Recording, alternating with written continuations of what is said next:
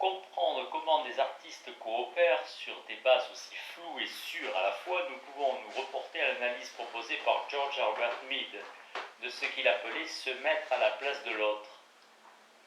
Mead réfutait le schéma psychologique simpliste du stimulus-réponse selon lequel chaque individu adopterait face à un stimulus donné le comportement auquel il a été conditionné. Pour lui, les individus ont un rôle actif dans leur environnement.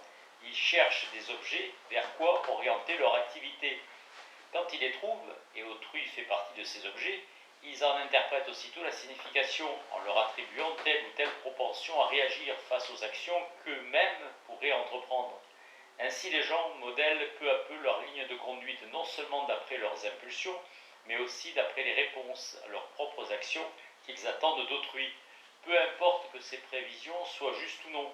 Les gens se trompent d'ailleurs très souvent sur ce chose-là. Ce qui compte, c'est que dans l'ensemble, les individus agissent en tenant compte des réactions qu'ils anticipent chez les autres. Cela veut dire que les artistes créent, au moins en partie, leur œuvre en prévoyant les réactions affectives et intellectuelles des autres face à leur travail. À partir de là, ils peuvent infléchir leur travail en fonction des inclinations actuelles du public ou au contraire de façon à préparer ce public à quelque chose de nouveau. Les photographes, par exemple, doivent apprendre à réagir devant leur photographie de la même manière qu'autrui pour déterminer ce qui va susciter des réactions conscientes ou non. Cela leur permet d'élaborer des images aux effets soigneusement calculés. Donc, au moment de la mise en forme, toutes les composantes du monde de l'art sont présentes à l'esprit de la personne qui fait les choix, laquelle prévoit les réactions possibles à l'œuvre en cours et se décide en conséquence. Une multitude de petites décisions sont prises dans un dialogue permanent avec le réseau de coopération où s'élabore l'œuvre d'art. Les artistes se demandent « si je fais comme ça, quelle impression sera produite sur moi, sur les autres ?» Ils se demandent également s'ils trouveront les ressources nécessaires à la solution envisagée, si les gens dont ils ont besoin vont vraiment apporter leur concours, si l'État va intervenir, etc. Autrement dit, ils se mettent à la place de chacune des personnes engagées dans le réseau de liens coopératifs où l'œuvre est réalisée. Ils modifient leur projet de manière à s'accorder plus ou moins avec l'état d'esprit des autres, ou ils ne changent rien, mais savent ce que cela va probablement leur coûter. Cette démarche est évidente quand l'artiste choisit ses matériaux. Mettons que je sois compositeur, quel instrument vais-je écrire? En principe, je peux choisir n'importe quelle combinaison d'instruments, 4 guimbardes et une tôle ondulée, aussi bien qu'un quatuor à cordes traditionnel ou un orchestre sans musiciens et des choristes. Je peux écrire une sonate pour instrument seul. Il existe des sonates pour tous les instruments possibles et imaginables, seuls ou accompagnés.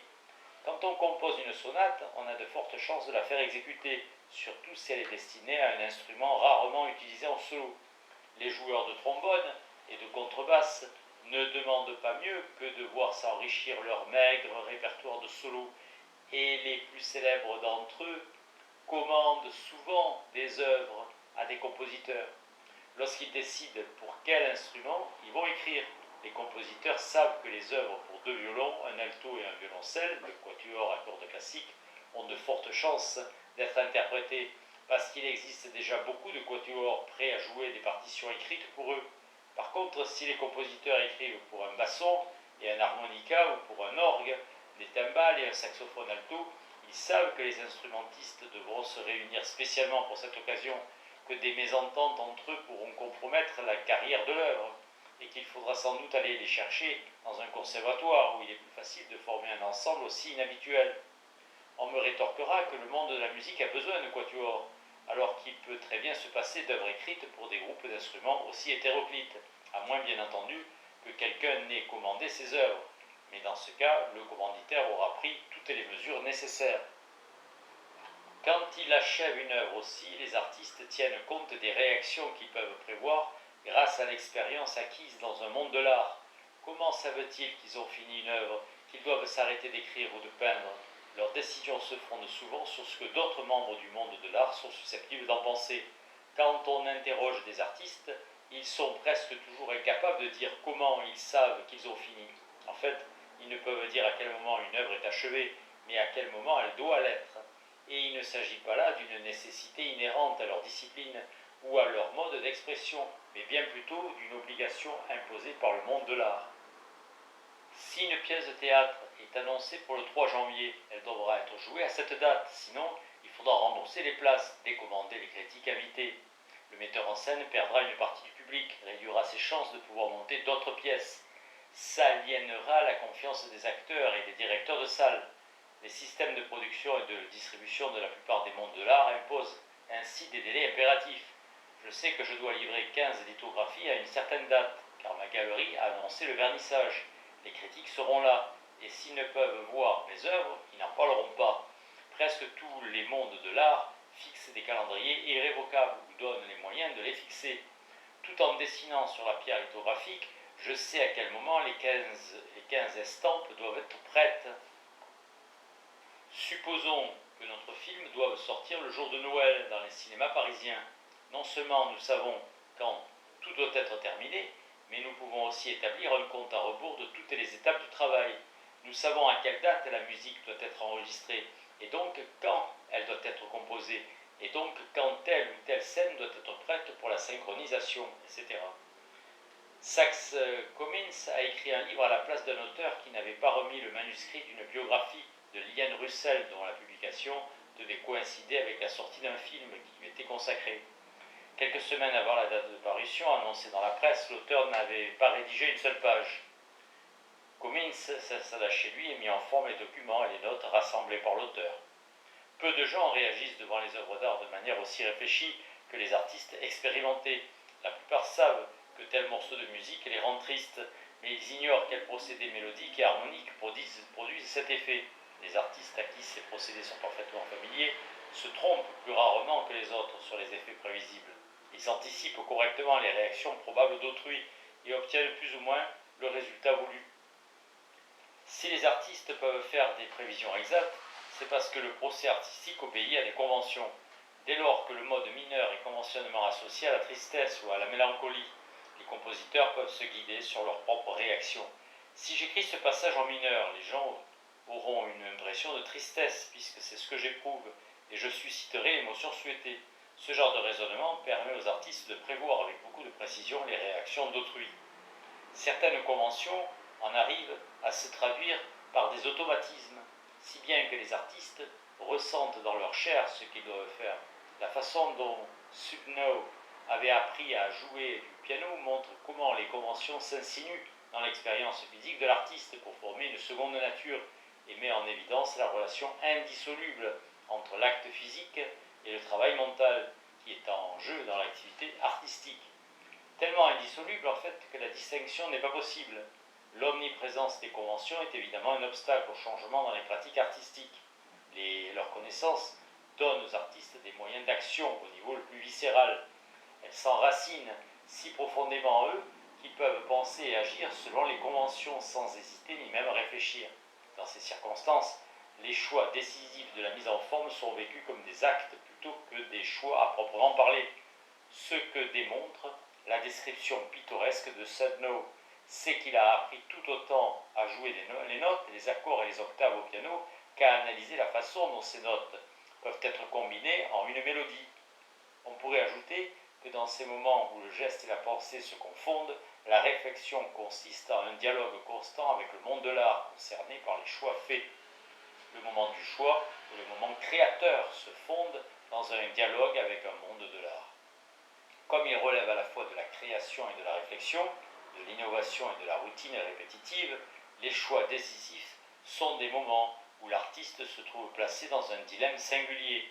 Pour produire des œuvres d'art remarquables qui intéresseront le public, les artistes doivent désapprendre une partie des conventions qu'ils ont assimilées. Une pièce de théâtre totalement conventionnelle engendre l'ennui et vaut peu de gratification à son auteur. Pour les artistes, le succès passe par la transgression de normes plus ou moins profondément intériorisées. Si les artistes tiennent compte la plupart du temps des réactions qu'ils anticipent chez les autres membres du monde de l'art, ils apprennent aussi à les négliger quand il le faut. Ils apprennent de même à ne pas se soucier des réactions de ceux qui n'appartiennent pas au monde de l'art. C'est difficile car la plupart des membres des mondes de l'art, hormis les rares enfants de la balle, étaient au départ étrangers à ces mondes et connaissent encore la manière de penser des profanes. mais les artistes doivent faire des choses que l'homme de la rue ne fait pas. Ainsi, les acteurs se comportent en public comme les gens ordinaires, ne le font qu'en privé. Ils doivent souvent embrasser des personnes qu'ils ne connaissent pas, se rouler par terre, se déshabiller, bref, faire des choses que l'homme de la rue n'oserait jamais faire en public. D'autres arts obligent à se salir les mains avec de la peinture ou de la glaise, par exemple. Comme on apprend aux enfants à ne pas se salir, il n'est pas facile de se défaire de cette habitude. À cette époque, ma femme enseignait la céramique et dans des cours du soir. Le premier jour, deux dames élégantes entrèrent dans l'atelier, virent les tas d'argile humide et demandèrent horrifiées « Comment on fait ça avec les mains ?» Quand il leur a fut répondu que oui, elles devraient y mettre les mains, elles allèrent se faire rembourser. Les artistes doivent aussi surmonter leur répugnance à gaspiller. La Textile Art Group, dont j'ai parlé au chapitre 3 précédent, voulait inventer une nouvelle forme d'art pour faire un exercice de simulation en sociologie de l'art. Nous avons choisi le mode tactile parce qu'il offrait des possibilités assez peu exploitées jusque-là, nous semblait-il. Pendant de longues semaines, nous avons essayé de créer des œuvres axées sur le sens du toucher. Parmi les œuvres produites dans le cours de ces expériences, nous aimons bien Cookie, une performance où l'artiste versait diverses denrées alimentaires, dont un œuf cru, sur les mains d'un spectateur. Nous étions un peu ennuyés d'avoir à gaspiller cet œuf. Nous entendions presque nos mères nous demander avec effroi combien d'œufs nous allons encore sacrifier dans nos petits jeux, et si nous savions que nous gâchions de la nourriture, quand tant de gens meurent de faim par le monde. Cet exemple semble futile, mais le fait est que dans notre groupe, beaucoup eurent des scrupules à gaspiller de la nourriture. Comme nous avons continué à utiliser des aliments parmi les principaux matériaux de nos œuvres tactiles, nous avons fini par surmonter ces réticences. Parfois, ce n'est pas le gaspillage de nourriture ou de produits à forte charge affective qui inquiète les débutants, mais tout bonnement la perte de temps et d'argent. Les photographes découvrent que, contrairement à ce que pensent les amateurs, on ne peut pas garder toutes les vues prises, tant s'en faut. Les professionnels passent beaucoup de temps à faire comprendre aux étudiants qu'ils ne doivent pas espérer atteindre la perfection. À tous les coups, il faut savoir gâcher de la pellicule pour obtenir, avec un peu de chance, une bonne photographie. De même, les écrivains s'aperçoivent souvent que les domaines où ils sont le plus à l'aise, les sujets dont ils sauraient exploiter au mieux les ressources, les obligent à tromper la confiance et violer l'intimité de leurs amis, leurs collègues, leurs voisins ou leur famille. Une personne convenablement socialisée n'aurait garde de trahir des relations de confiance aussi fondamentales, et pourtant les artistes se sentent souvent forcés de le faire. Leur qualité d'artiste ne les protège peut-être pas contre la fureur des gens utilisés à leur insu, mais le public, qui n'est pas directement en cause, se montre plus indulgent, surtout si les faits remontent à un certain temps. Les romans de Truman Capote mettaient en scène des personnalités de l'Union soviétique, ont révélé au grand public les dessous de plusieurs scandales plus ou moins notoires qu'il avait découverts en se liant d'amitié avec les personnes concernées. Dans son album de photographie intitulé Tout ça, Larry Clark publia des images de drogués qui étaient des amis d'enfance et qui ne s'attendaient pas à se retrouver dans un livre. L'ouvrage fut d'ailleurs retiré de la vente à la suite d'une action en justice. Capote et Clark, comme beaucoup d'autres écrivains et photographes, avaient appris à produire une œuvre novatrice en excluant certains interlocuteurs potentiels du dialogue intérieur qui sous-tend les nombreux choix décisifs dont procède l'œuvre. Parfois, les artistes ne trouvent pas de parade contre les protestations qu'ils prévoient de la part du public profane et ils mettent sous le boisseau des œuvres auxquelles ils tiennent néanmoins assez pour les achever. Aussi arrive-t-il souvent qu'un artiste laisse à sa mort un ensemble d'œuvres dont seuls quelques amis très sûrs ont eu connaissance de son vivant. Mark Twain a tenu secret ses écrits pornographiques sur la demande de sa femme. Forster a mis de côté un roman à thème homosexuel pour le réserver à une publication posthume, et Toulouse-Lautrec soigneusement caché ses scènes de bordel les plus explicites. Il serait intéressant de comparer les œuvres que divers artistes des époques différentes ont détruites et celles qu'ils sont gardées sans les montrer à personne pour des raisons qui reflètent les contraintes sociales du milieu où ils vivaient. Avec les œuvres qu'ils ont divulguées ou en revendiquant la paternité, celles sur lesquelles ils étaient prêts à miser leur réputation et leur carrière. L'artiste doit apprendre à associer d'autres membres du réseau coopératif à ce dialogue intérieur qui préside à la réalisation de l'œuvre. Les élèves des écoles d'art ont souvent des difficultés dans leur travail parce qu'ils n'ont pas associé les personnes voulues et ne parviennent pas dès lors à donner à des problèmes banals les solutions les plus simples et les plus efficaces. On mesure mieux l'importance du dialogue avec le monde de l'art qui sous-tend les actions quasi automatiques des artistes expérimentés quand on observe ceux pour qui ces actions ne sont absolument pas automatiques parce qu'ils ont encore à apprendre.